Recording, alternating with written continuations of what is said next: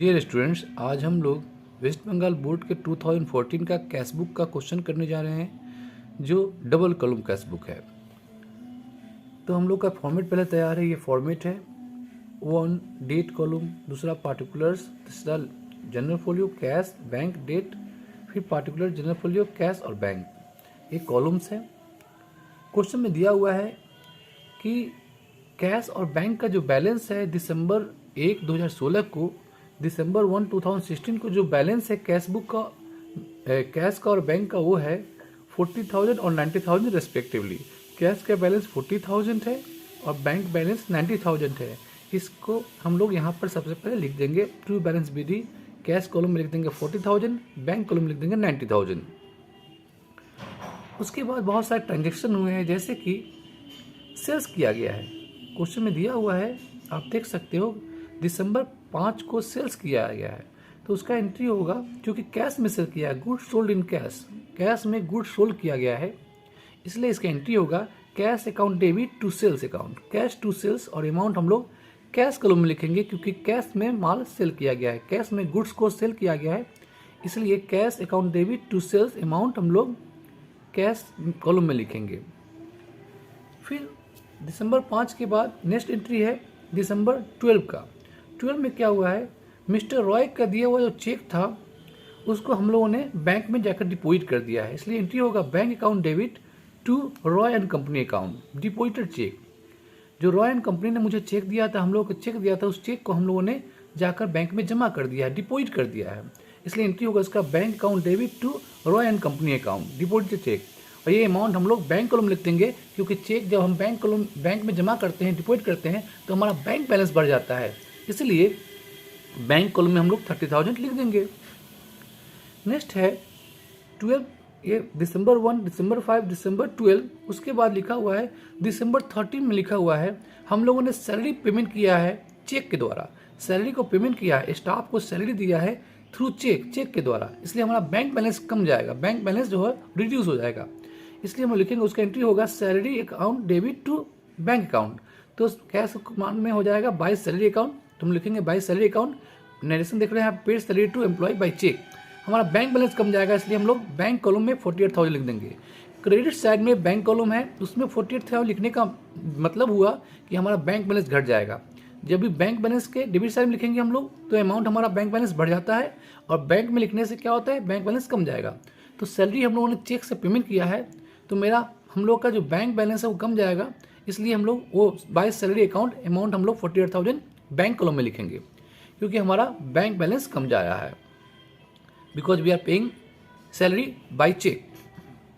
तो ये दिसंबर 13 का एंट्री था, 13 का था। फिर है दिसंबर 18 का एंट्री। दिसंबर 18 में लिखा है कि पर्सनल यूज के लिए जो ओनर है बिजनेस का, उसने ड्रू किया है कैश, बैंक से कैश निकाला है, सॉरी बिजनेस से कैश निकाला है, 5,000 बिजनेस से कैश निकाला है, बैंक से नहीं निकाला है, बैंक से नहीं निकाला है।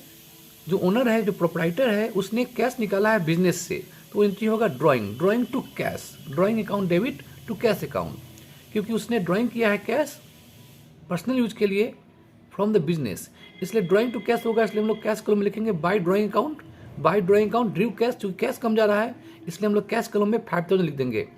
कैश के कॉलम क्रेडिट साइड में लिखने से, अमाउंट लिखने से कैश कम जाता है, डेबिट साइड लिखने से अमाउंट बढ़ जाता है। तो चूंकि हम लोग ड्राइंग किया है कैश बिजनेस से, तो कैश हमारा बिजनेस का जो है कम जा रहा है, रिड्यूस हो रहा है, इसलिए हम लोग बाय ड्राइंग करंट कैश में लिख देंगे।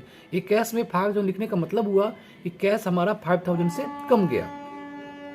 नेक्स्ट है 18 के बाद 20 को, जो हम रॉय एंड कंपनी का जो चेक डिपॉजिट किए थे दिसंबर 12 को 30,000, वो चेक मेरा डिसऑनर हो गया, चेक पर पैसा नहीं मिला, बैंक ने पैसा नहीं दिया, तो इसका एंट्री होगा Roy and company account debit to bank account, Roy and company account debit to bank account, इसलिए बैंक में हम लोग लिख देंगे बाय रॉय एंड कंपनी। हम लोग चेक को कैंसिल कर दिए, ये चेक डिसऑनर हो गया है, बैंक ने चेक पर पैसा नहीं दिया है, रॉय एंड कंपनी का जो चेक था उसमें कुछ गड़बड़ी था, कुछ फॉल्ट था, इसलिए चेक पर पैसा नहीं मिला। चेक पर जब पैसा नहीं मिलता है, हमारा बैंक बैलेंस नहीं बढ़ता है चेक के थ्रू, तो उसे हम बोलते हैं डिसऑनर ऑफ चेक।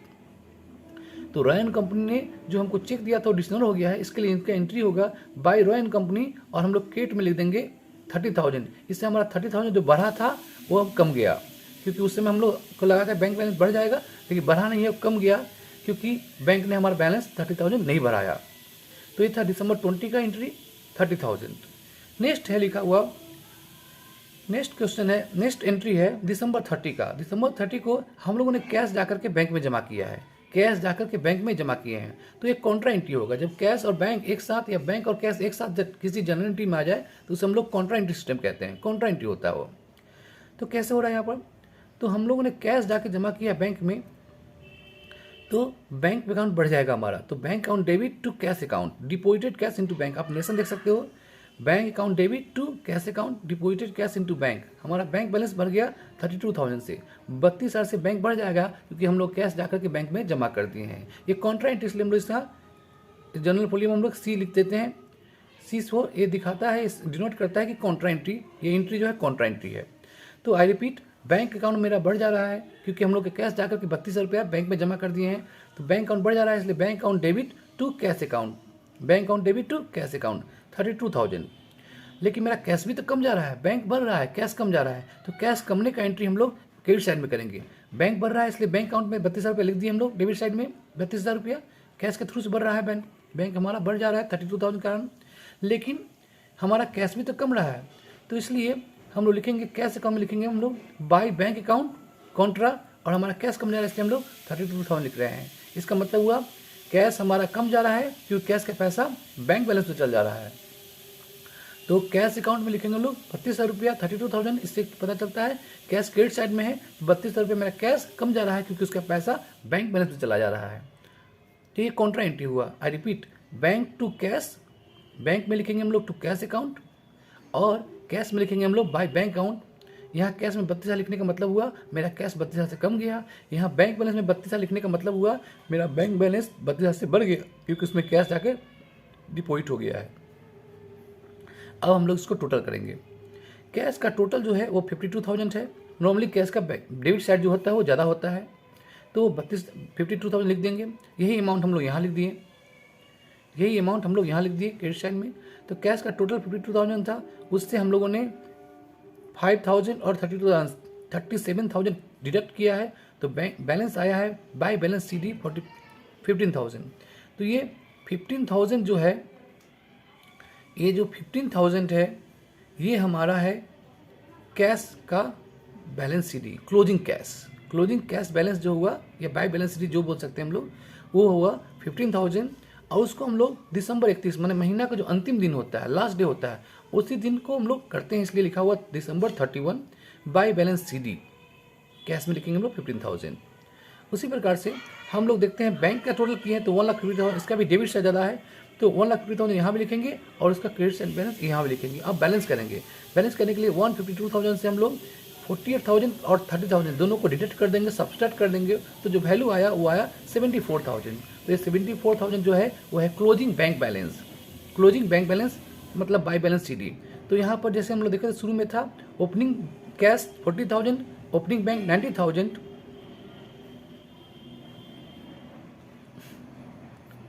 अब यहाँ पर देख सकते हैं हम लोग क्लोजिंग कैश है 15,000 और क्लोजिंग बैंक बैलेंस है 74,000। ये दिसंबर 31 बाय बैलेंस CD हो गया 15,000 कैश का और बैंक का 74,000। ये दोनों अमाउंट जो है वो नेक्स्ट मंथ के फर्स्ट डेट को देख 2017 जनवरी 1, न्यू ईयर भी चेंज हो रहा है, दिसंबर के बाद नया ईयर आ गया, वो पहले 16 था, अब 17 आ गया, 2017 जनवरी 1 टू बैलेंस BD लिखेंगे। ये CD जो है वहाँ पर नीचे बैलेंस BD हो जाता है। तो 15,000 और 74,000 ये BD हो गया। तो ये था cash book, double column cash book जो हम लोग ने डिस्कस किए। वेस्ट बंगाल बोर्ड के 2014 में क्लास 11 में ये क्वेश्चन आया हुआ है। आशा करता हूँ आपको समझ में आया होगा। Thank you.